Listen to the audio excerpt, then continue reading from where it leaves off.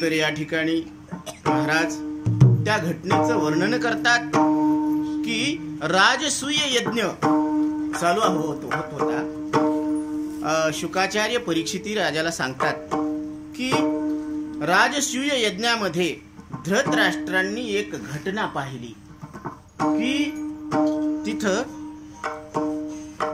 100 चुका ज्यानं केलेल्या आहेत, 100 चुका ज्यानं केलेल्या आहेत त्याचा सुद्धा उद्धार भगवंतानं स्वतःच्या हातानं केलेला आहे। तर ही घटना पाहिल्यानंतर शिशुपाल सुद्धा कृष्णमय झाला। तर हे कसं काय झालं, तर त्याचं वर्णन पुढे महर्षी नारद करतात। विठ्ठल विठ्ठल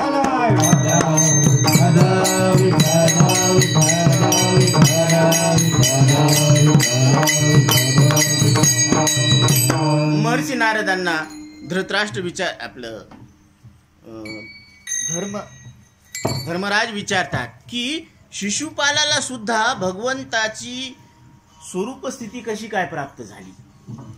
तर भगवंताचं प्रेम, गोपींनी भगवंतावर प्रेम केलं, प्रेमानं हस्तगत केला। कंसानं भीतीपोटी त्याचं स्मरण करून त्याला हस्तगत केलेलं आहे। आणि भक्त आपल्या भक्तीनं भगवंताला आपलंसं करून घेत असतो। म्हणून प्रत्येकानं भगवंताच्या ठिकाणी असलेला जो भाव आहे तो पक्का करायचा आणि त्या भावाच्या बळानं तो भगवंत आपलासा करायचा।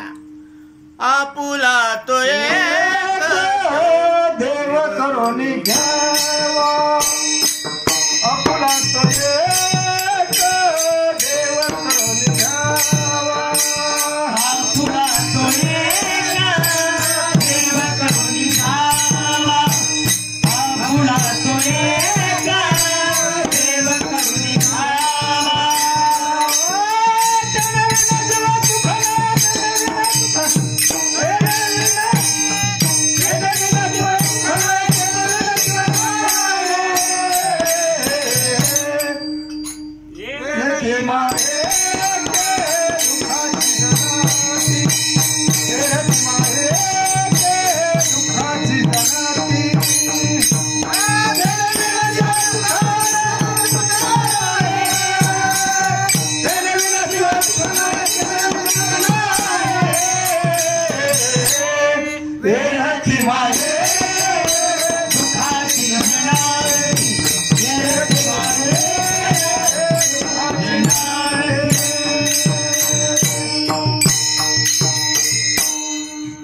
आपुला तो एक देव करुणी घ्यावा, तेने विन जीवा सुख नहे। या जीवाला जर सुख पाहिजे असेल, निरतिशय निर्विषय केवळ सुख जर पाहिजे असेल, ज्याला परमानंद म्हणत असतो आपण, ज्याचा देशानं कालानं नाश होत नाही, असं अपरिमित सुख जे ब्रह्मसुख आहे, जे आत्मसुख आहे, त्या आत्मसुखाची प्राप्ती करून घेण्यासाठी हा जीव आयुष्यभर प्रयत्न करतो। त्यानं भगवंताचं भजन करायला पाहिजे, भक्तीनं त्याला आपलंसं करून करायला पाहिजे, हस्तगत करायला पाहिजे। म्हणून अशा पद्धतीनं गोपींनी प्रेमानं हस्तगत केला, कंसानं भीतीच्या पोटी हस्तगत केला आणि शिशुपालाला सुद्धा द्वेष भक्तीनं कृष्णमयता प्राप्त झालेली आहे. म्हणून हाच विषय महर्षी नारद धृतराष्ट्राला आपलं धर्मराज युधिष्ठिरला सांगतात. आणि ही गोष्ट सांगितल्यानंतर मग असंच एके ठिकाणी भ्रमण करत असताना ब्रह्मदेवाचे मानसपुत्र सनक, सनकादिक आणि सनंदन हे भ्रमंती करत असताना वैकुंठ लोकामध्ये त्यांनी प्रवेश केला. त्यावेळेस त्यांचे ठिकाणी असलेले जे द्वारपाल होते जय आणि विजय, त्यांनी त्यांचा मार्ग रोखला. आणि तो मार्ग रोखल्यामुळं त्यांना राग आला आणि त्या रागाच्या पोटी त्यांनी शाप दिला की तुम्ही पाप योनी असलेली असुर योनीमध्ये तुम्ही जन्म घेता. आणि ती तिथंच क्षमायाचना करत बसली. आणि परत वैकुंठातून खाली जात असताना त्यांनी सांगितलं की काय हरकत नाही, 3 जन्म झाल्यानंतर तुम्ही परत वैकुंठाला इथं श्रीहरीच्या चरणामध्ये प्राप्त व्हाल, प्रस्तुत व्हाल. असा श्राप दिल्यानंतर तेच हिरण्यकश्यपू आणि हिरण्याक्ष दितीचे 2 पुत्र म्हणून जन्माला आले. तर भगवंतानं वरा अवतार घेऊन समुद्रातून पृथ्वी वर काढत असताना हिरण्याक्षाचा वध केला. आणि हिरण्यकश्यपू याचा मात्र नरसिंह अवतार घेऊन त्याचा वध केलेला आहे. ही घटना सगळ्यांना माहीत आहे. आता याच्यामध्ये यांचा उद्धार झाला दोघांचा. आता दुसऱ्या वेळेस ते श्रीयस ऋषी आणि केतकी है ना, तर त्यांच्या पोटी कुंभकर्ण आणि रावण जन्माला आले. तर हे तेच जय विजय आहे जे त्यांना 3 जन्माचा आणि पुढे मग कंस. आणि तर असे 3 जन्म यांचा काय झाला, उद्धार झाला. कारण यांनी तिन्ही कालामध्ये भगवंताची द्वेष भक्ती केलेली आहे. मग शत्रू बुद्धीनं का भगवंताला शत्रुता जरी करायची असली तर कोणासोबत करायला पाहिजे, देवाशी करायला पाहिजे. भांडण कोणाशी करायला पाहिजे, देवाशी करायला पाहिजे. कारण देवाशी भांडण केलं तरी उद्धार होतो. या भांडणामध्ये एवढी मजा आहे बरं का. जीवाशी भांडण केलं तर काय होतं, नुकसान होतं. म्हणून आपल्याला वाद नको, संवाद साधायचा. म्हणून संवादातून आपल्याला आत्मज्ञानाची प्राप्ती करून घ्यायची. म्हणून भगवंताशी प्रेमानं वागा, दुष्टतेनं वागा, शत्रुभावानं वागा. पण तिथं काय होणार आहे, आपला उद्धारच होणार आहे. पूतना कोण्या हेतून आली होती, विष पिऊन याला मारून टाकायच्या निमित्तानं आली होती. परंतु दूध पाजलं, मातृत्व भाव जागृत झाला, ममता आडवी आली. म्हणून आईला जी गती मिळाली तीच पूतना मातेला सुद्धा मिळाली. विठ्ठल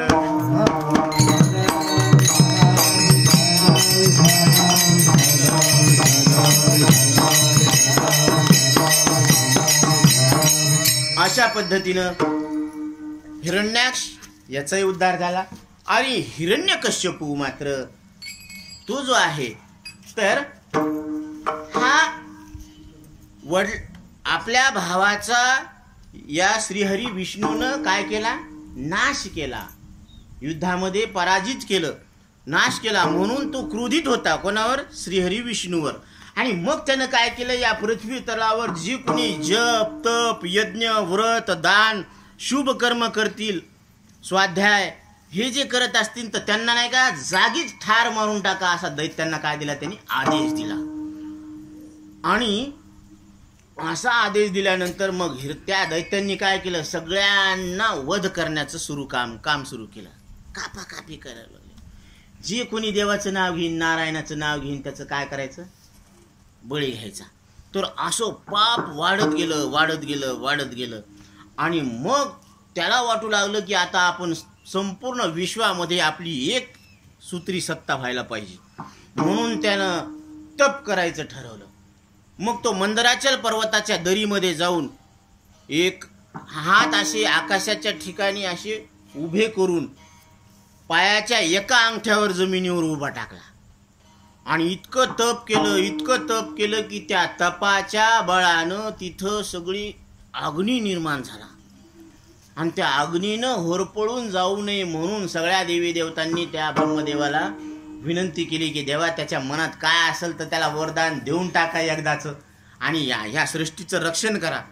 तर त्यावेळेस ब्रह्मदेव हंसावर बसून आले आणि हिरण्यकश्यपूला सांगितलं की मागा तुम्हाला काय पाहिजे, मी प्रसन्न झालो. त्यावेळेस हिरण्यकश्यपूनं फार मोठा युक्तिवाद लढवलेला आहे. त्यानं सांगितलं, हे भगवान, तुम्ही माझ्यावर खरंच प्रसन्न झाला असतान तर माझा मृत्यू दानव, मानव, पशु, नर, बरं का, प्राण, ज्या शरीरामध्ये प्राण आहेत असे आणि ज्या शरीरामध्ये प्राण नाहीत असे, अस्त्रानं शस्त्रानं घरात बाहेर खाली वर, बरं का, आकाशात जमिनीवर, अस्त्रानं न शस्त्रानं कशानंच माझा मृत्यू होऊ नये. अशा पद्धतीचं इतक्या कंडिशनल मधून त्यानं सांगितलं की मला मृत्यू येऊ नये. त्यावेळेस ब्रह्मदेवांनी सांगितलं, तथास्तु, तुम्ही जशी इच्छा केली तसंच तुम्हाला होईल. मग अशा पद्धतीने यानं आता एक छत्री सत्ता स्थापन करण्यासाठी तप केलं. आणि या तप करण्याच्या काळामध्ये इंद्रदेवाचा राजा इंद्र यानं काय केलं की त्या हिरण्यकश्यपूच्या राज्यावर हमला केला. विठ्ठल विठ्ठल.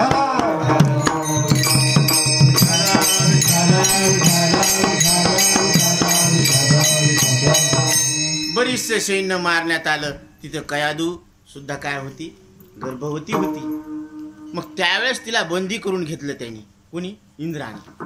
त्यावेळेस महर्षी नारदांनी सांगितलं की स्त्री हत्या करणं पाप आहे, हे तुमच्या कार्याला शोभून दिसत नाही, तुमच्या पदाला शोभून दिसत नाही स्त्री हत्या करणं. मग काय करा, ते म्हणे याच्या पोटामध्ये बीज आहे त्या हिरण्यकश्यपूचं, ते शत्रू आहे आपला. तर ते म्हणे काय हरकत नाही, यांना प्रस्तुत होऊ द्या ना आधी, मग तुम्ही तुमचं काय करायचं ते करा. मग त्यांना आश्रमामध्ये ठेवलं आणि आश्रमामध्ये देव अर्चा नित्यपूजन हे सगळं चालू असताना त्या गर्भावर ते संस्कार पडले. आणि सत्वर उच्चार प्रल्हादी बिंबला, सत्वर उच्चार प्रल्हादी बिंबला,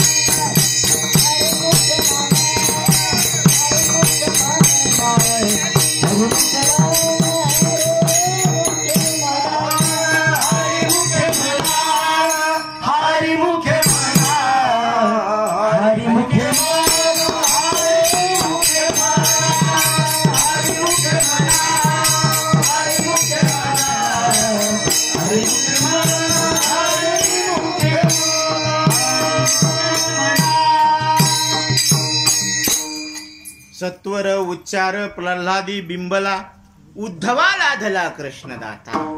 म्हणून हा सत्वर उच्चार कोणता? राम कृष्ण हरी.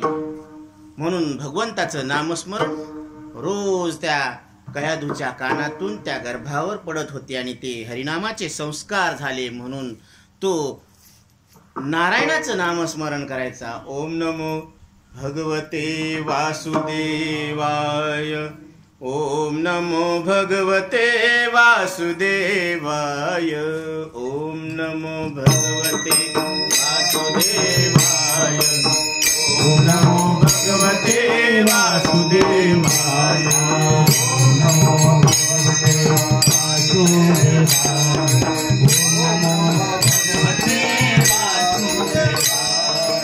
ओम नमो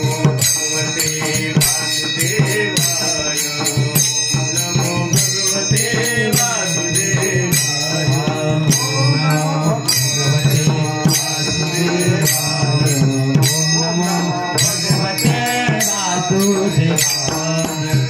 वासुदेवाय नमो वासुदेवाय,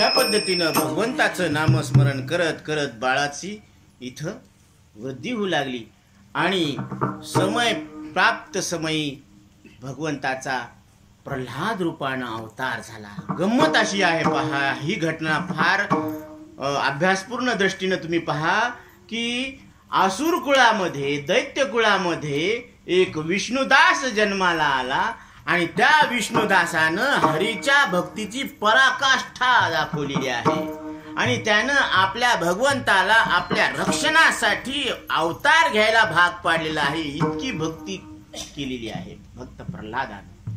म्हणून हा भक्त प्रल्हाद ब्राह्मण भक्त होता, सुसंस्कारित होता, हा सत्य सांगणारा होता आणि सदाचरण करणारा होता. भगवंताचं नामस्मरण करण्यामध्ये त्याचं मन नेहमी लीन असायचं. म्हणून एके दिवशी हिरण्यकश्यपूनं त्याला सांगितलं, बाळा इकडे, तुला सगळ्यात जास्त काय आवडतं? त्यावेळेस भक्त प्रल्हाद सांगतात, 5 वर्षाचा भक्त प्रल्हाद. किती वर्षाचा? वय वर्ष 5. आणि 5 वर्षाचा भक्त प्रल्हाद सांगतो की हे तात, या सृष्टीचा अधिष्ठान जो परमात्मा आहे, त्या परमात्म्याच्या व्यतिरिक्त सगळ्या वस्तू कशा आहेत? मिथ्या आहेत. म्हणून प्रत्येक जीवानं सुख प्राप्त करण्यासाठी आणि दुःख निवृत्ती करण्यासाठी त्या नारायणाला शरण जायला पाहिजे, त्याला सर्वस्व आपलं अर्पण करायला पाहिजे. आयुष्यभर मी माझं हे सोडून द्यायला पाहिजे, कारण यानं अहंकार वाढतो आणि जिथं अहंकार वाढला त्या जीवाचा नाश होतो. त्याला परत 184 मध्ये फिरावं लागत असतं दुःख भोगत. म्हणून ते दुःख टाळण्यासाठी त्या जीवानं भगवंताला, नारायणाला समर्पण व्हायला पाहिजे, समर्पित व्हायला पाहिजे, सरेंडर व्हायला पाहिजे. असं ऐकल्यानंतर हिरण्यकशिपूला राग आला. ती म्हणे, हे लेकरू विचित्र आहे बाप्पा, काही बोलायला लागलं, आपल्या शत्रूच बखाण करायला लागलं. मग त्यांनीच विचार केला की याला काय करावं, गुरुकुलामध्ये पाठवावं. ते गुरुकुल आधी होते, तर त्या गुरुकुलामध्ये पाठवलं. मग गुरुकुलानं पाठवल्यानंतर ते तिथं भक्त प्रल्हाद काय करायचे, त्या सगळ्या दैत्य पुत्रांना सुद्धा नाही का आत्मज्ञानाचाच काय करायचे, प्रसाद वाटप करायचे त्याला. मग त्याला सुद्धा पटायचं की खरंच आहे, देव एक आहे, त्याच्या सत्तेनं सगळं जग चालायला लागलं. मग त्याचंच नाव घ्यायला पाहिजे ना आपण, का एकमेकाचं भजन करायला पाहिजे? कारण सगळ्याचा श्वास कोण चालवतो? देव चालवतो, बरोबर आहे. मग जो आपला श्वास चालवतो त्याचं नाव घ्यावा का जीवानं जीवाचं नाव घेत बसावं? जीवानं जीवाचं नाव घेऊ नये, जीवानं देवाचं नाव घ्यायला पाहिजे. कारण देव काय करतो? आपला श्वास. देखवी ऐकवी एक नारायण, देखवी ऐकवी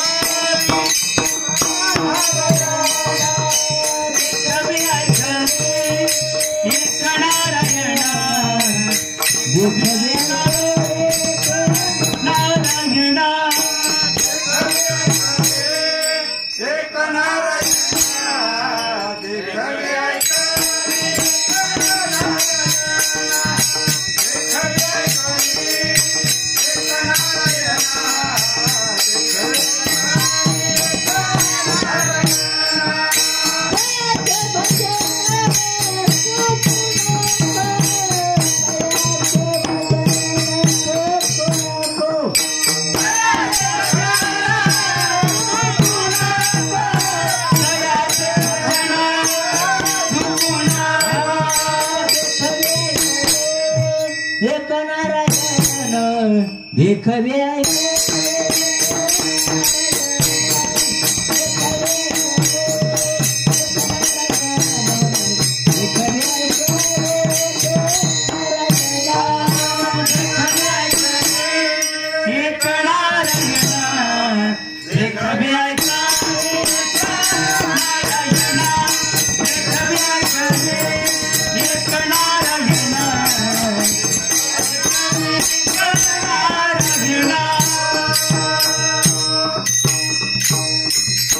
प्रत्येक जीवाला डोळ्यानं जे रूप दिसायलं त्याच्यावर कोणाची सत्ता आहे? ईश्वराची सत्ता आहे. प्रत्येकाला कानातून शब्द ऐकू यायला लागले ही कोणाची सत्ता आहे? ईश्वराची सत्ता आहे. ईश्वरीय सत्तेनं कानानं शब्द ऐकू यायला लागला. तुझी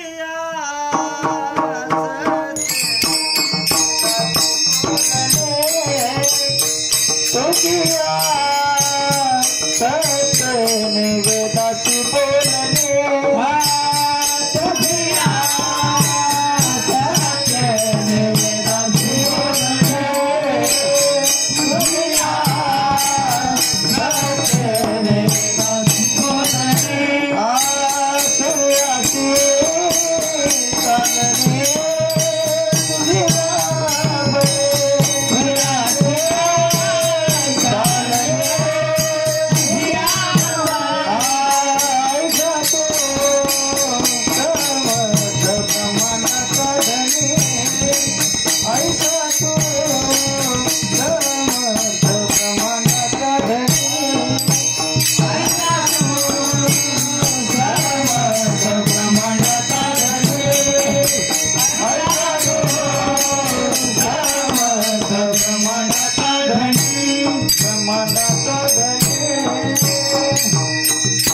असा असलेल्या ब्रह्मांडाच्या धन्याला ज्याच्या सत्तेनं या सूर्याला सुद्धा चालावं लागतं, वेदांनी सुद्धा त्याच्याच सत्तेनं मार्गक्रमण केलेलं आहे, सांगितलेलं आहे, तर अशा भगवंताला शरण जायला पाहिजे.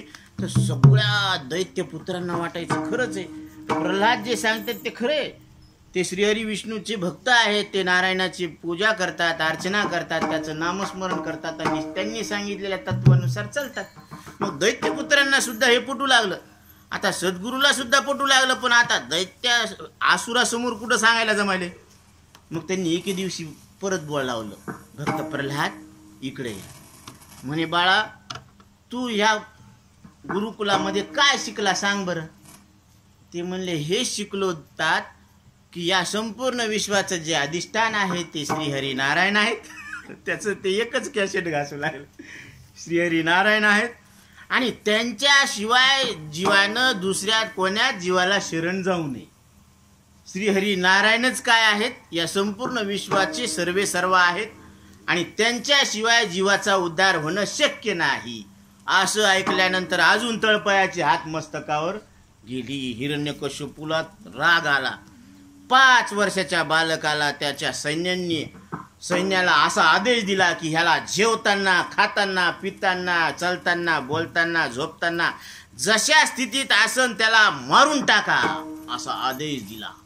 मग त्या दैत्याच्या सैन्यांनी काय केलं, भक्त प्रल्हादाला शूळानं टोचणे द्यायला सुरुवात केली.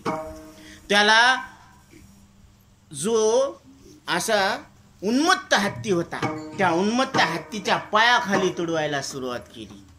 त्याला उंच कडेवरून त्याला ढकलून दिलं खाली. त्याला अग्नीमध्ये जाळायला लावलं, त्याला समुद्रामध्ये बुडवलं, विषारी सापांनी त्याला चावायला लावलं. बरं का, असे वेगवेगळे प्रयत्न केले त्यानं.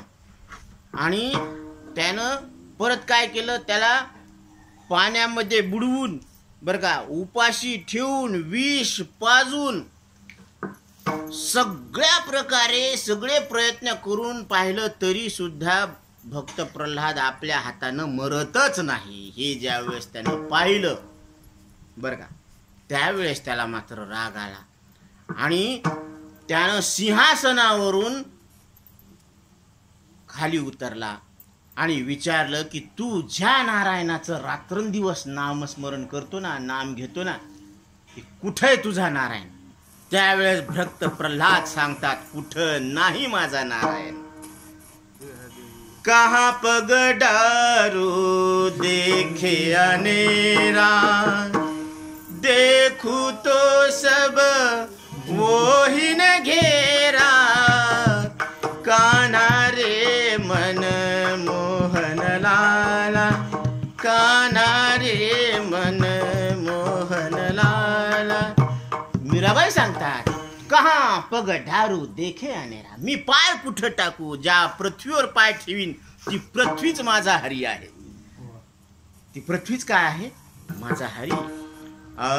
आम्हाला गे अवतार मत्स्य कुर्मादी सुकर, मत्स्य कुर्मादी सुकर, मत्स्य कुर्मादी सुकर, अवतार मत्स्य कुर्मादी सुकर, मत्स्य कुर्मादी सुकर, मत्स्य कुर्मादी सुकर.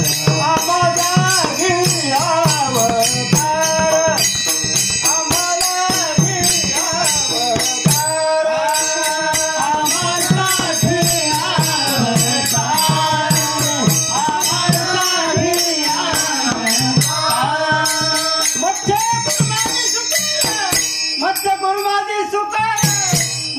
कुर्मादी सुकर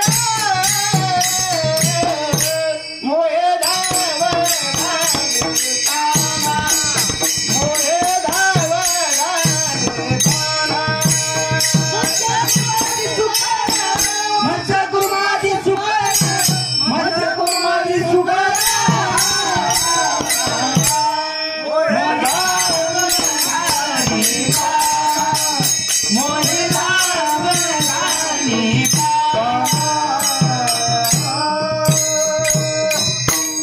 भगवंत दयाळू आहे, प्रेमळ आहे, भक्ताचं रक्षण करण्यासाठी तत्पर आहे.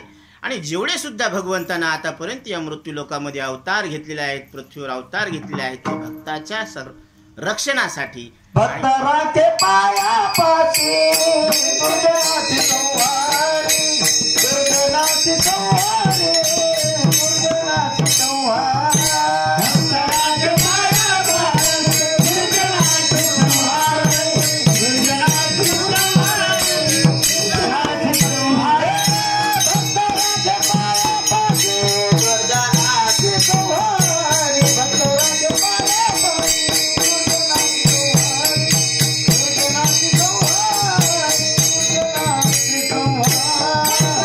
पायापाशी दुर्जनाची संहारी भक्तराचे पायापाशी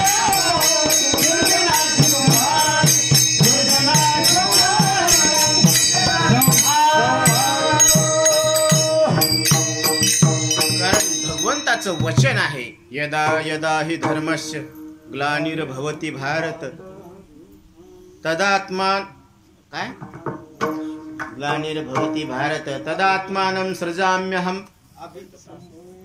धर्म संस्थापनार्थाय संभवामि युगे युगे. अभ्युत्थानम अधर्मस्य म्हणजे धर्माचा उदय करण्यासाठी आणि अधर्माचा नाश करण्यासाठी मी प्रत्येक वेळेला या पृथ्वी तलावर काय करीन, अवतार घेईन, असं भगवंताचं वचन आहे. म्हणून यावेळेस मात्र त्याचा सर्वात प्रिय भक्त प्रल्हाद होता.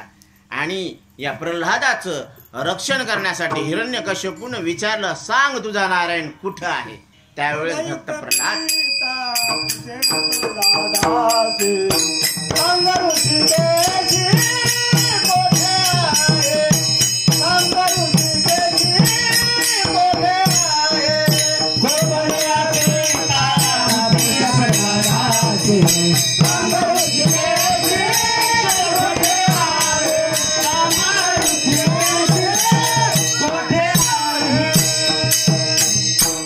कुठं आहे तुझा नारायण. त्यावेळेस भक्त प्रल्हाद सांगतात, कुठं नाही माझा नारायण. सगळीकडं विठ्ठल जळी स्थळी उरला भरला रीता ठाव नाही उरला. आजिम्या दृष्टीने पाहिला विठ्ठलची विठ्ठलची विठ्ठलची. जळा स्थळामध्ये सर्व ठिकाणी तो विठ्ठल व्याप्त आहे, नारायण व्याप्त आहे, चराचरामध्ये व्याप्त आहे. तर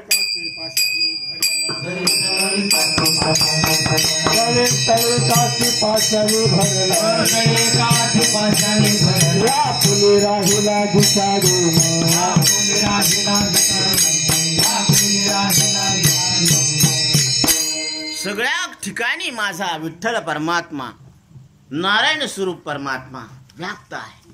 त्यावेळेस आता तिथं त्या सदनामध्ये जेवढे खांब होते, पहा आता गंमत पहा की जेवढे खांब होते त्या आता भक्त प्रल्हाद ज्या खांबाच्या दिशेनं बोट दाखवल तिथं भगवंताला प्रगट व्हावं लागणार होता. कारण भक्ताचे वचन मिथ्या ठरू नये याची सुद्धा देवाला काळजी असते. म्हणून त्यांनी सांगितलं की कुठं आहे तुझा नारायण, या स्तंभामध्ये आहे का. तर भक्त प्रल्हाद सांगतात की हो, या स्तंभामध्ये सुद्धा आहे. तर ते भगवंताच्या पहिल्या चरणामध्ये सांगतात.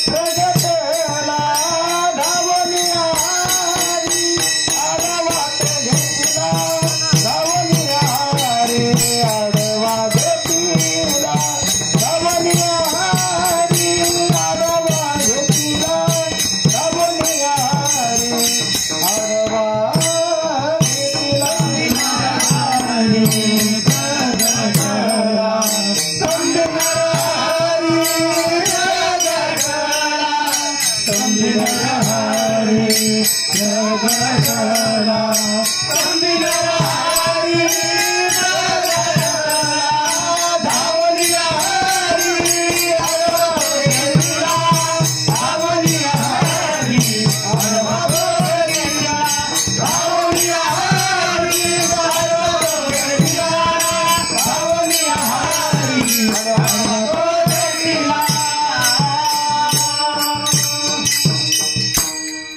हिरण्यकश्यपूच्या सांगण्यावरून प्रल्हादानं सांगितलं, हो या कोरड्या काष्टात सुद्धा माझा नारायण आहे.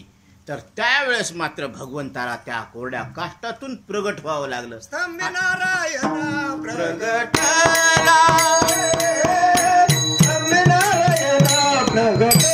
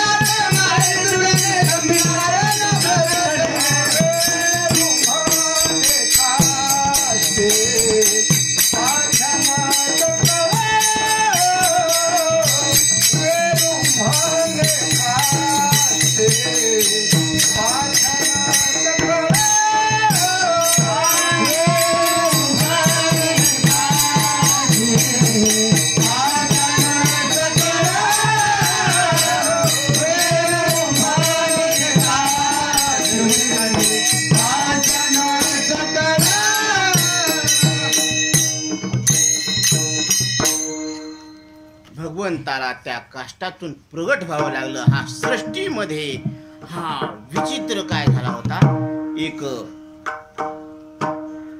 अवतार झालेला आहे. कारण ज्यावेळेस हिरण्यकश्यपूने त्या खांबावर आपल्या गदेचा प्रहार केला, तर त्यावेळेस त्या काष्ठातून मात्र एक हुंकार आला. असा भयानक आवाज आला की सगळी सृष्टी हादरून गेली. पहिल्यांदा असा आवाज आपल्याला ऐकू आला. ब्रह्मदेव सुद्धा घाबरायला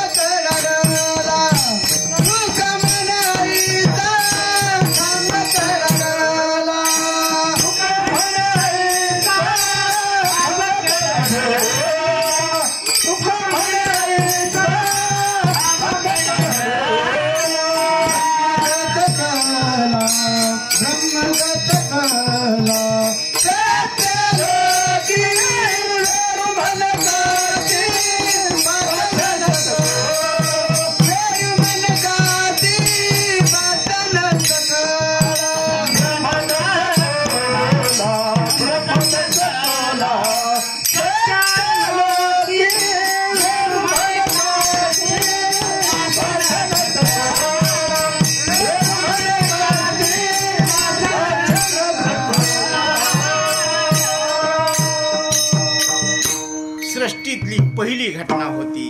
आणि त्यावेळेस पाहिलं तर इथं म्हणजे शरीर मानवाचं, परंतु शिर मात्र सिंहाचं होतं. डोळ्यामध्ये लाल बुंद असा क्रोध प्रगट होत होता.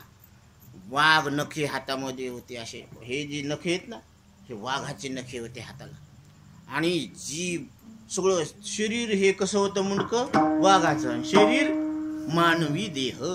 म्हणून याला नरसिंह अवतार असं म्हटलेले कंबाईन.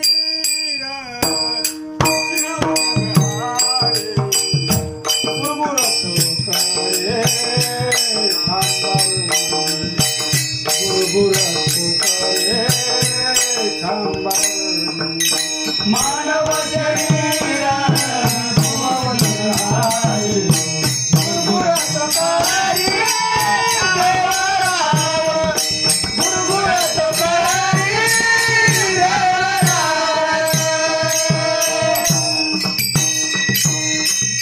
नरसिंह रूपामध्ये भगवंत गुरगुरायला लागले. तर ती सृष्टीमध्ये पहिली घटना होती म्हणून सगळे भ्यायला लागले. महर्षी नारद सुद्धा भ्यायला लागले. लक्ष्मी माता 2 हात लांबच उडाली तिकडं. महर्षी नारद शेंडी वाकू वाकू बेजार झाले. हे काय झालं म्हणे, हे विचित्र घटना झाली. मग काय केलं भगवंतानं, त्या दैत्याला हिरण्यकश्यपूला जसं एखादा गरुड उंदराला धरतो ना, तसं त्याला आपल्या गदे सहित आपल्या काखेमध्ये धरलं त्याला. आणि धरून काय केलं, त्याला त्या दरवाजाकडे नेलं उंबरठ्यावर आणि त्याला आपल्या मांडीवर असं झोपवलं आणि आपल्या नखांनी त्याचं पोट फाडून टाकलं. जसं एखादा गरुड सर्पाचं पोट फाडून टाकतं ना, तसं त्या हिरण्यकशिपूचं पोट फाडलं आणि त्याला जमिनीवर आपटलं. अशा पद्धतीनं भगवंतानं हिरण्यकशिपूचा वध केला. आणि हा वध झाल्यानंतर मात्र भगवंताचा तो क्रोधामध्ये अवतार, डोळ्यातून आग वतावा असा क्रोध, ते सगळे ज्यावेळेस त्यांनी ते पोट विदारलं फाडलं त्यावेळेस असा रक्ताच्या चिळकांड्या थारोळ्या उडाल्या होत्या. आणि त्या थारोळ्याचं रक्त भगवंत असं चाटू लागले.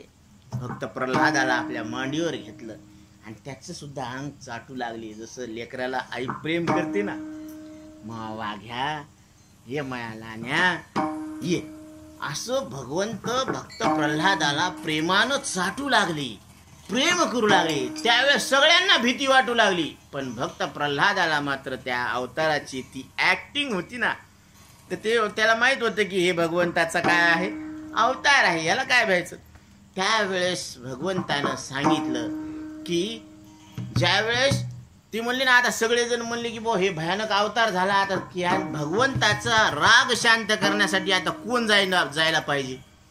तर ब्रह्मदेवानं सांगितलं, प्रल्हादा बाळ तुम्ही जा भगवंताकडं आणि तुम्ही काय करा, त्यांचा राग शांत करा. त्यावेळेस भक्त प्रल्हाद भगवंताच्या चरणी नतमस्तक झाले. खाली दंडवत पूजोने खाली दंडवत पूजोने खाली दंडवत पूजोने खाली दंडवत पूजोने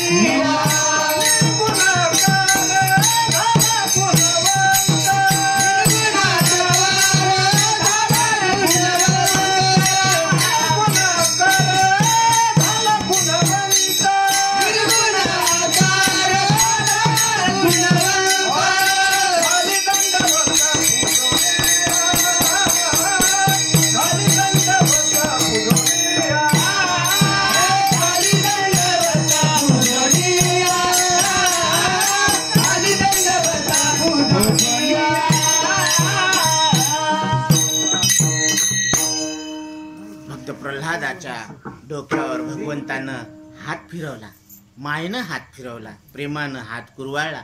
तर भगवंताच्या हाताचा स्पर्श होता भक्त प्रल्हादाचे सगळे पाप नष्ट झाले. आणि भगवंतानं सांगितलं, बाळ तुझी काय इच्छा आहे. त्यावेळेस भक्त प्रल्हादानं सांगितलं, देवा माझ्या मनामध्ये कामनेचं बीज शिल्लक राहू नये, वासनेचं बीज शिल्लक राहू नये, कारण या वासनेमुळेच जन्म घ्यावा लागतो. जन्म घेणे लागे वासनेच्या जन्म घेणे लागे वासनेच्या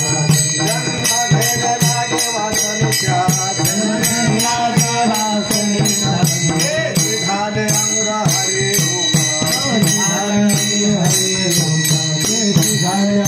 हरे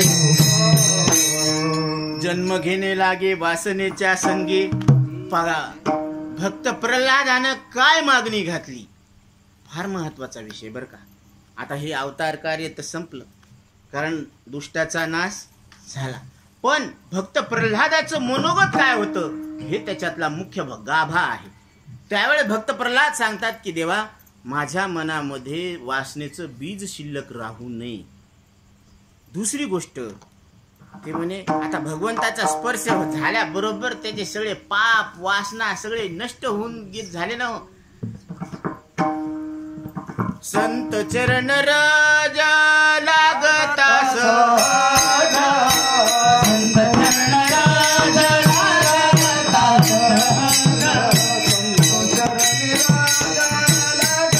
सहज, संत चरण रज लागता सहज, वासनेचे बीज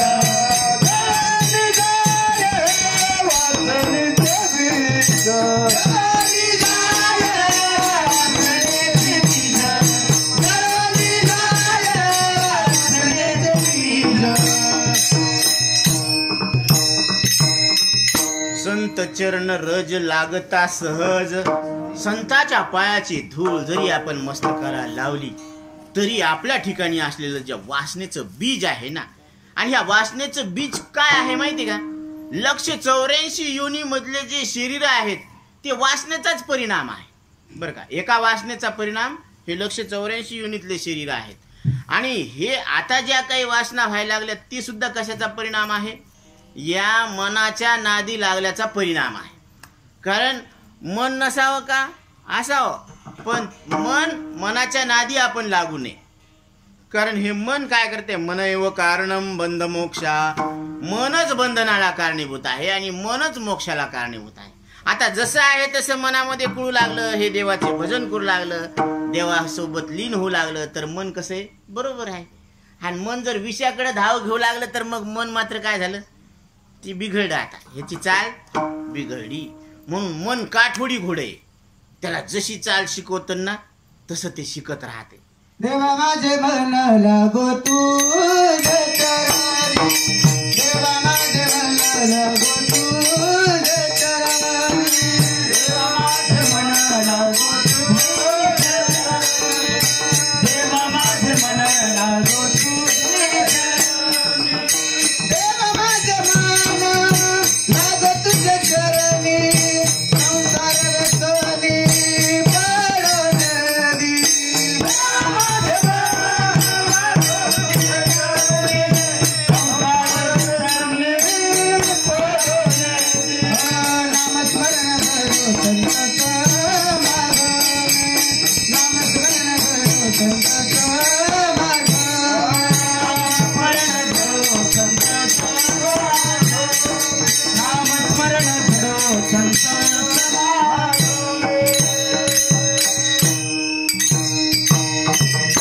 देवा माझं मन तुझ्या चरणी लागू दे. म्हणून या मनाला ज्ञानोबराय सांगतात, इतबा मनाचे एक निके, जे देखिले गुढीची ठाया सोके, म्हणून आत्मसुखची कौतुके दावीत जायचे. मौली सांगतात की या मनाचं एक चांगली सवय, याला जी सवय लावली ना ती तिथंच नाही का नेहमी नेहमी नेहमी नेहमी ओढ घेत असतं. म्हणून याला आत्मसुख कौतुकानं दाखवत जा, विषय सुख नका दाखवू. म्हणून या मनाला आत्मसुखाची ओढ लावा. कारण सगळे जे जीव आहेत ना ते त्याला ओढ लागलेली आहे, पण कशाची, विषयाची.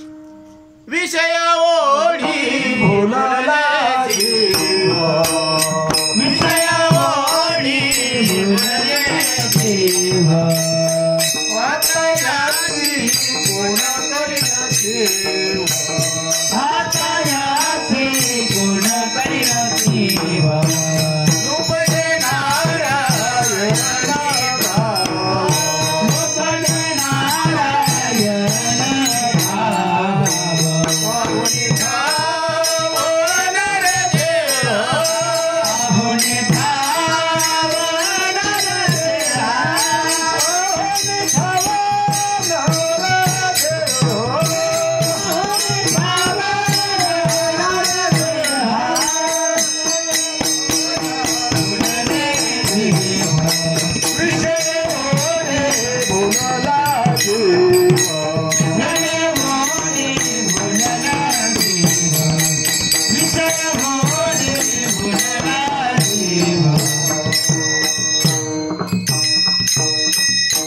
हा जीव विषयाच्या नादी लागल्यामुळं त्याच्या ठिकाणी असलेलं जे आयुष्य संपायला लागलं आणि विषय मिळवण्याची जी इच्छा आहे, जी वासना आहे ती वाढत चालली. म्हणजे काय व्हायला लागलं माहिती का, इनपुट चाल लागलं पण आउटपुट काहीच निघणं. इकडून तर भसा भसा बॅटरी जळायला लागली पण तिकडून काहीच निघणं ना. म्हणून त्या आयुष्य तर संपायला लागलं पण सुख मिळायचा पत्ता नाही ना. म्हणून त्याला वाटतं की बाबा आता काय करावं, विषयात तर सुख मिळणं, आयुष्य तर निघून चाललं. आणि हे जर साधन निघून गेलं तर काय माहिती का, मानव तन अनमोल रे, इसे मिट्टी में न तोल रे, अब तो मिला है फिर से मिलेगा, कभी नहीं कभी नहीं कभी नहीं रे. मानव तन अनमोल रे, इस मिट्टी में न तोल रे, अब तो मिला है फिर से मिलेगा, कभी नहीं कभी नहीं कभी नहीं रे. मानव तन मिट्टी में न तोल रे, अब तो मिला है फिर से मिलेगा, कभी नहीं कभी नहीं कभी नहीं रे.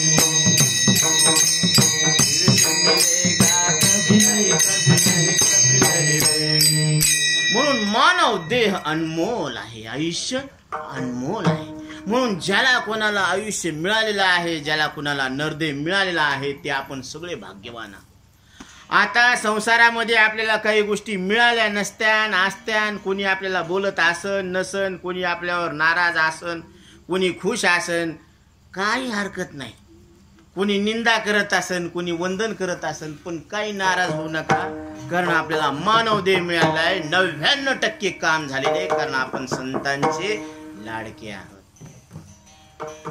लाडकिले कमी संताची, मजवरी कृपा बहुतांची. लाडकिले कमी संताची,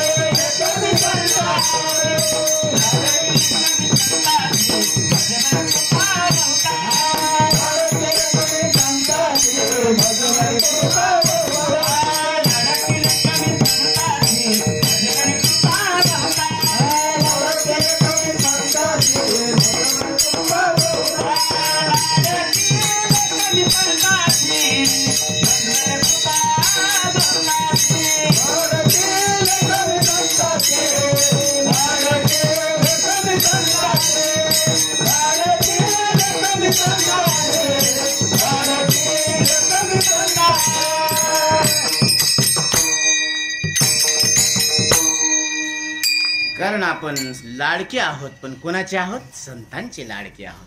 म्हणून देवाचे लाडके आहोत, गुरुचे लाडके आहोत, सद्गुरूचे लाडके आहोत. का लाडके आहोत, तर आता बरेच जण लाडके झाले बर का.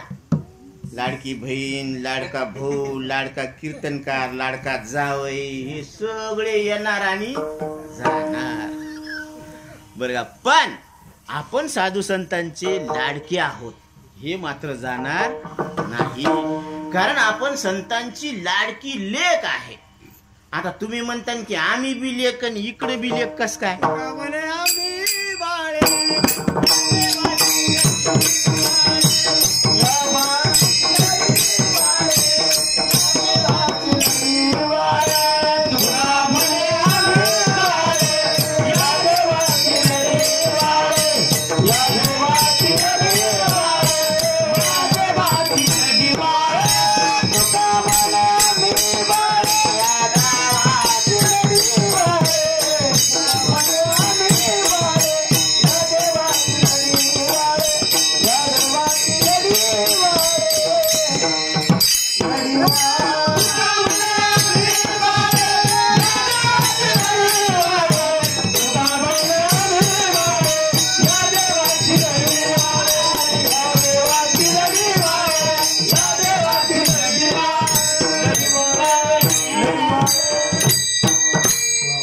कारण आम्ही या देवाचे बाळा आहोत. सगळे आपण कोणाचे हो?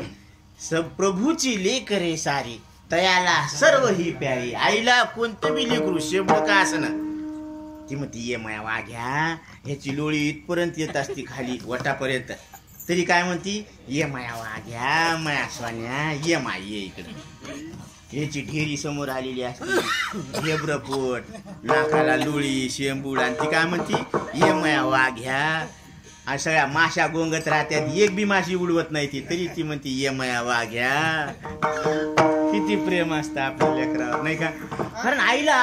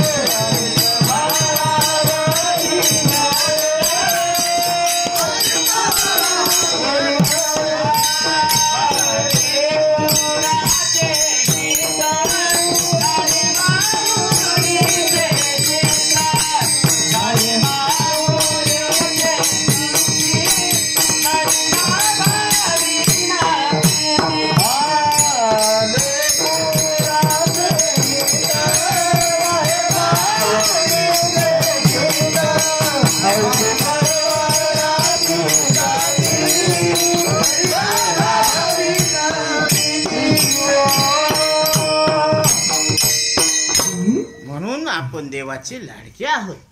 मग एक गोष्ट ध्यानात ठेवा की आपल्यावर कुणी कितीही नाराज असू द्या, कितीही अपमान करू द्या, कितीही व्यवहारामध्ये नुकसान होऊ द्या, घाबरायचं कारण नाही.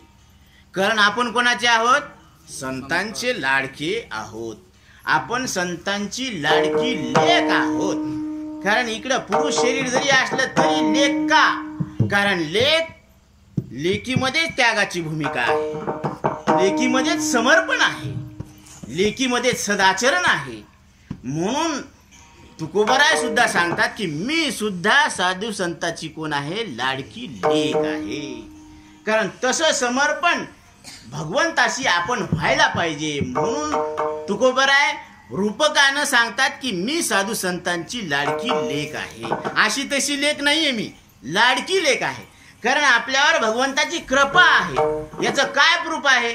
या शरीरामध्ये येणारी जाणारी 24 तास अखंड जो वायू आहे ना, हे आपल्यावरला साक्ष आहे की आपल्यावर ईश्वराची कृपा आहे. आपण त्याचं नाव घ्या का न घ्या, पण हे श्वास चालू आहे का नाही? श्वास तुम्हाला बरे झाले देवाजवरी नाही पडलं मृत्यूचा वारी.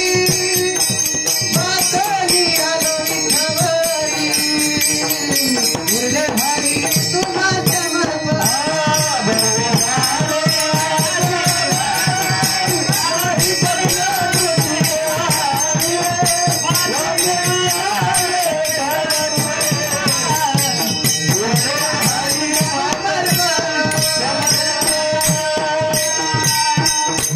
बरवे झाले आजीवरी. बरं झालं आजपर्यंत. काय बरं झालं महाराज? शेतात काहीच नाही पिकलं, लईच नुकसान झालं. कापसावर बोंडाळीच पडली, कापसच गेले, काय हरकत नाही. इतकं नुकसान नाही झालं का? कारण अजून शरीरामध्ये श्वास चालू आहे ना, काही फरक नाही. किती व्यवहारामध्ये नुकसान होऊ द्या, अजून काहीच नुकसान नाही. बरवे झाले आजीवरी.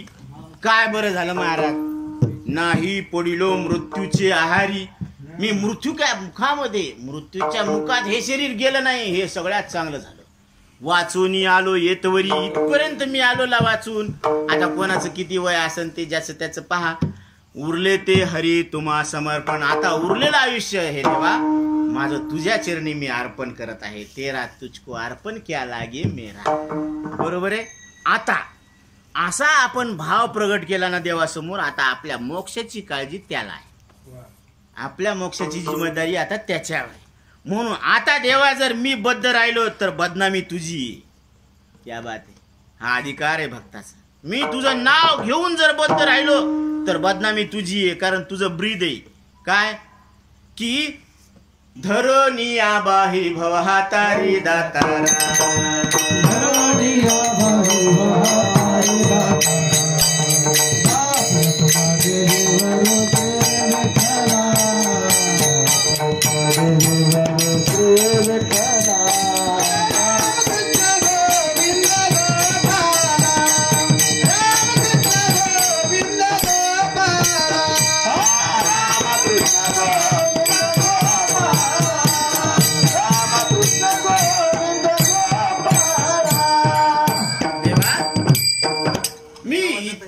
वाचून आलो आणि तुझं नामस्मरण करायला लागलो तर आता माझ्या मोक्षाची जिम्मेदारी कोणावर आहे? तुझ्यावर आहे. चतुरा तू शिरोमणी गुण लावण्याची खाणी मुकुट सकळा मणी धन्य तुझी विठोबा. म्हणून देवा करिया तिमिराचा नाश उदय होनी प्रकाश तोडी आशा पाश करी भास हृदय. तू माझ्या अंतकरणात येऊन राहा देवा, कारण मी तुझा लाडका आहे ना, म्हणून तू माझ्या हृदयामध्ये येऊन बस. श्रीराम जानकी बैठे हैं मेरे सीने में. श्रीराम जानकी बैठे मेरे सीने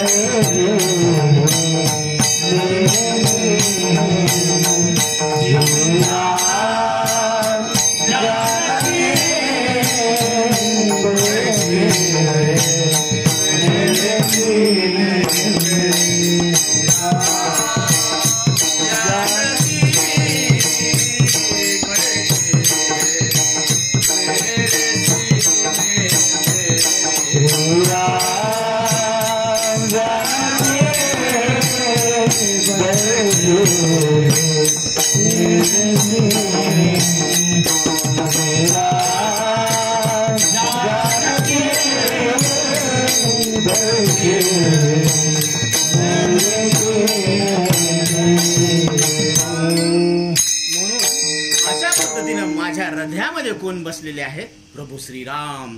कारण ज्या वेळेस परीक्षा चालू होती सगळ्यांना उपहार देण्यात येऊ लागले, रामराज्य आलेलं आहे आणि आता रामाच्या दरबारामध्ये सगळ्यांनी ज्यांनी आपल्याला युद्धामध्ये सहायता केलेली आहे त्यांचा मान सन्मान गौरव करण्यात येऊ लागला. त्यावेळेस भगवंताच्या मनात काय नव्हतं, पण सीतामातेला वाटलं की हनुमंताला लाडक्या लेकराला आपण काहीतरी द्यावं, म्हणून तिनं गळ्यातली हिऱ्यांची मोत्यांची माळ दिली हनुमंतरायाला. आता ती नाही का एक एक एक एक मोती फोडून पाहू लागली. ती म्हणे हे काय चाळे करायला लागले हनुमंतराय, मी एवढी मोठी अनमोल हिऱ्याची मोत्याची माळ दिली तर ते आता काय करावं? तर ती म्हणे हे काय करायला लागले? तर ते म्हणले ज्या वस्तूमध्ये राम नाही ती वस्तू माझ्या काही कामाची नाही, म्हणून ज्या वस्तूमध्ये राम आहे तिथं माझं काम आहे. म्हणून हृदयामध्ये राम प्रगट आहे. तैसा हृदयामध्ये मी रामू असता सर्व सुखाचा रामू की भ्रांतासी कामू विषयावरी. राम आता आहे, इथं आहे, हृदयात प्रगट आहे. सर्व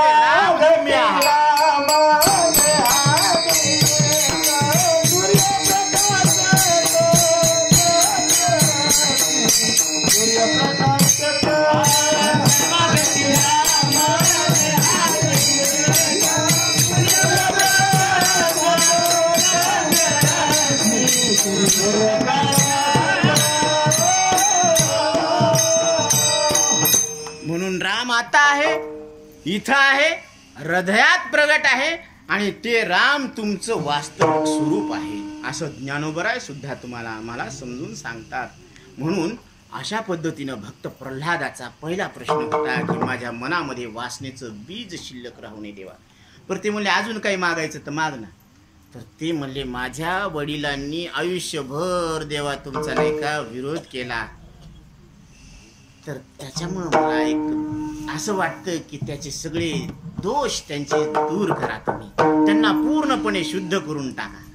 त्यावेळेस भगवंत सांगतात, बाळ प्रल्हाद, आम्ही त्यांच्या 21 पिढ्याचा उद्धार, पितरांचा उद्धार आधीच करून ठेवलेला आहे. ती सोय आम्ही आधीच केलेली आहे.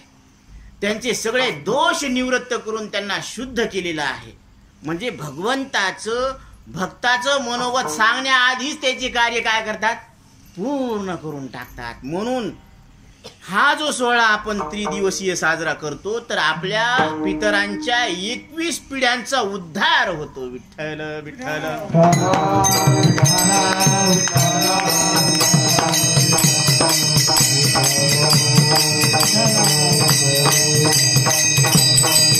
म्हणून आपल्या पितरांचा उद्धार करायचा असेल तर भगवंताचं नामस्मरण करायला पाहिजे आपण. कारण पितरांचा सुद्धा काय होत असतो, उद्धार होत असतो. आणि पितरांचा उद्धार झाल्यानंतर ते सुद्धा आपल्याला आशीर्वाद देतात. नाही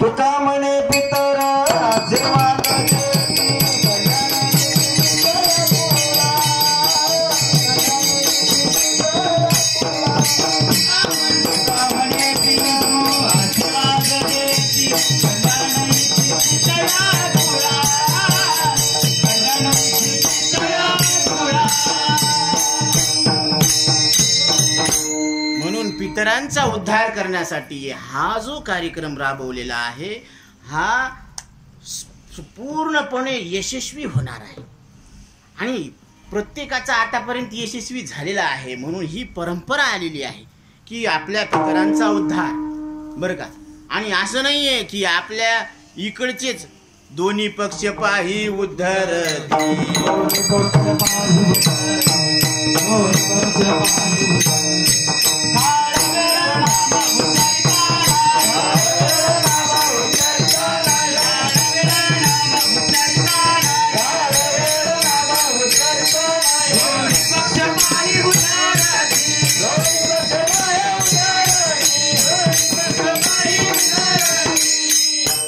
आईकडचे 42, वडिलाकडचे 42, किती झाले 84. म्हणजे 184 झाले का नाही. मग 184 युनिट जन्म मृत्यूच्या दुःखातून त्या जीवाची सुटका. विठ्ठल विठ्ठल.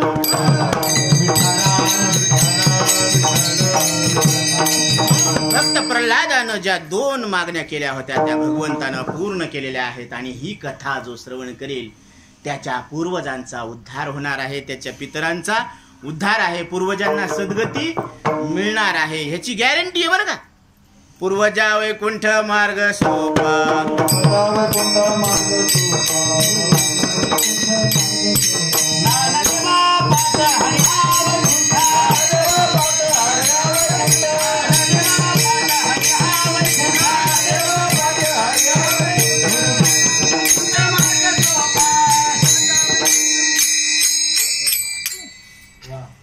म्हणजे हा पूर्वजाला वैकुंठ मिळून देण्याचा मार्ग सोपा आहे असं ज्ञानोबराय सुद्धा सांगायला हवे. की आपल्या पूर्वजांना, बरं आपले पूर्वज कुठे आहेत काय माहिती आहे का, नाही माहित. आपला आजा कुठे गेला, काय करत असेल, आजी कुठं असेल, असं कधी विचार केला नाही. 13 करून मोकळा. जे जन्मलं त्याचं 12, मेलं त्याचं 13 की लगे मोकळे आपण संसाराला. की मग त्याचं काय झालं, काळं पांढरं, त्याचं काही विषयी वादच मिटला की काहीच नाही, चिंताच नाही. आता जणू काही ते मुक्तच झाले नाही का. बरं कुठं असतील काय असतील, काही आपली काही चौकशी केली का आपण, काही नाही केलं बरं का. म्हणून पण ज्ञानोबरांनी याची दक्षता घेतलेली आहे. पूर्वजा वैकुंठ मार्ग सो, आपल्या पूर्वजांना वैकुंठामध्ये जर न्यायचं असेल, त्यांना सद्गती प्राप्त करून द्यायची असेल तर त्यांनी काय करायला पाहिजे, हरिपाठाचा अर्थ लक्षात घ्यायला पाहिजे. कारण त्रिगुण असार निर्गुण हे सार. आता इथं तुम्ही निर्गुण परमात्मा आहे. आणि हे एवढंच नाही, ज्ञानोबराय सांगतात की माझे श्रीगुरु निवृत्तीनाथ निर्गुण परमात्मा आहेत. आणि त्यांनी सांगितलं की मीच निर्गुण परमात्मा नाही, तू सुद्धा निर्गुण परमात्मा आहे. दिधले संपूर्ण माझे हाती, का ठेवले आपल्या खिशामध्ये, दिधले संपूर्ण माझ्या हाती. म्हणून आपण कोण आहेत, आपण जातीचे आहेत का, कुळाचे आहेत का, म्हणजे कुळाचे आहेत का, जातीचे आहेत का, नावाचे आहेत का, गावाचे आहेत का, देवाचे आहेत, कोणाचे आहेत, बोला पटपट, काही भिवू नका. आपण संतांचे देवचे आहोत, आपण देवाचे आहोत. आणि देवाचे आहोत आणि नुसतेच नाही, आपण लाडके आहोत देवाची. आपण साधू संतांची लाडकी लेक आहोत असं म्हणून घ्या. आतापर्यंत जे बोलले ठीक आहे धकलं, पण इथून पुढे काय म्हणायचं, मी साधू संतांची लाडकी लेक आहे. कुणी बी विचारलं तुम्ही कोणाचे, तर म्हणायचे आम्ही साधू संतांची लाडकी लेक, मी संतांची लाडकी लेक आहे असं गर्वानं म्हणायला पाहिजे. कारण आहे म्हणून म्हणा ना, आहे म्हणून. देव माझा माझा माझा, देव माझा माझा माझा, देव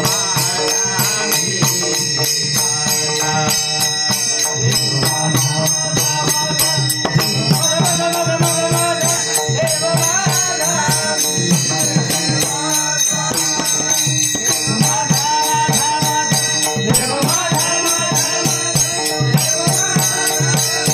मी देवाचा.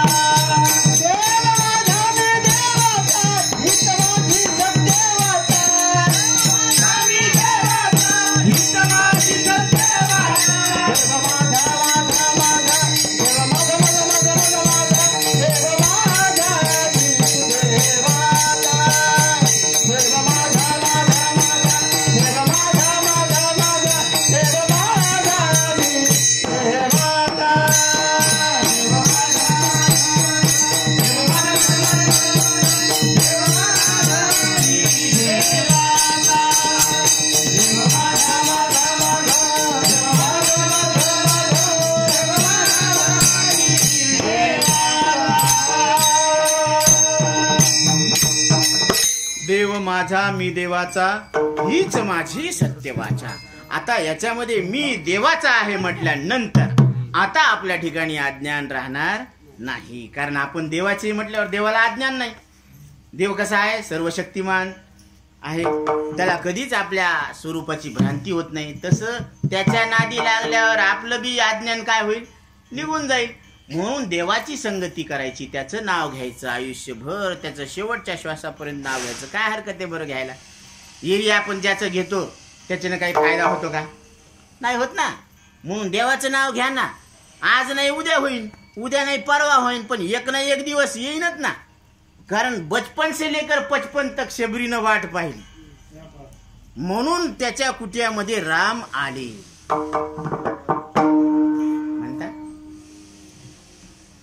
की आज माझ्या कुटियामध्ये कोण आले, प्रभू श्रीराम. कारण सद्गुरूंनी वचन दिलं होतं की तुझ्या कुटियामध्ये प्रभू श्रीराम येणार. आणि ज्यावेळेस प्रभू राम आले तर त्यावेळेस त्यांनी शबरीनं चरणाकडे पाहिलं आणि आपल्या अश्रूंनी त्यांच्या पायाचं काय केलं, अभिषेक केला. कारण आज गुरुचं वचन सत्य झालं होतं आणि प्रभू रामचंद्र माझ्या झोपडीमध्ये आलेले आहेत याच्याबद्दल तिला आनंद झाला. तिची भक्ती सफल झाली. म्हणून जीवाची भक्ती सफल होत असते आणि संसारामध्ये कोणालाही कधीही कुठेही अपयश आहे. म्हणून या पद्धतीनं आपण साधू संतांच्या वचनाची जर सेवा केली तर ती भक्ती सार्थक ठरत असते. विठोबा रुक्माई.